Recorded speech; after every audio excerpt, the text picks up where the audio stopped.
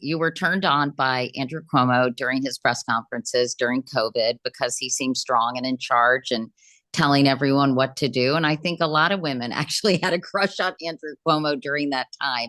And then you became super obsessed with his nipples. I don't know where I was, but I missed Nipplegate.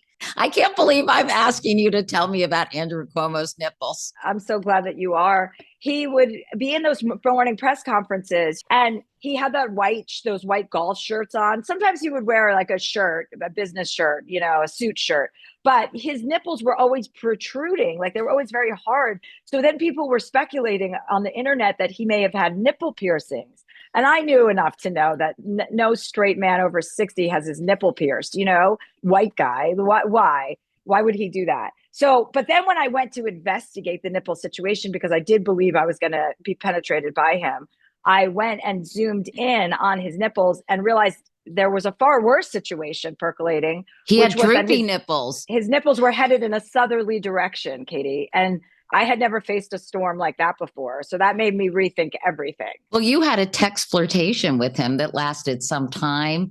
You were even planning a rendezvous. He said he was open to dinner at the governor's mansion. You didn't want to date him. You just wanted to have sex with him. And then the worst possible thing happened. He ghosted me. So sad. What happened, Chelsea? Talk about a bullet dodged. I think somebody in his office caught wind of him talking to me and realized what a bad look that would be in the middle of telling everyone to stand 6 feet apart. For me, and then some of didn't your sisters or somebody suggested you guys have sex outside?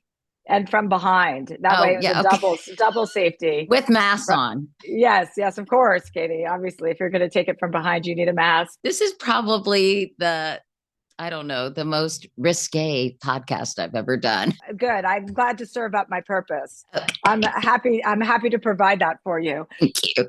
And yes, he ghosted me. I was devastated because it was in the middle of COVID. So people in COVID who were not in relationships were scared. I know I was. I was like, oh my God, is this it? Like, are we ever going to be able to interact again? Like, is sex going to happen? So when he came on the scene, it was like a mirage.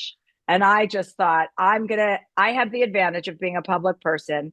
If I put it out there that I want to have sex with him, he'll hear about it. And then I'll hear from him.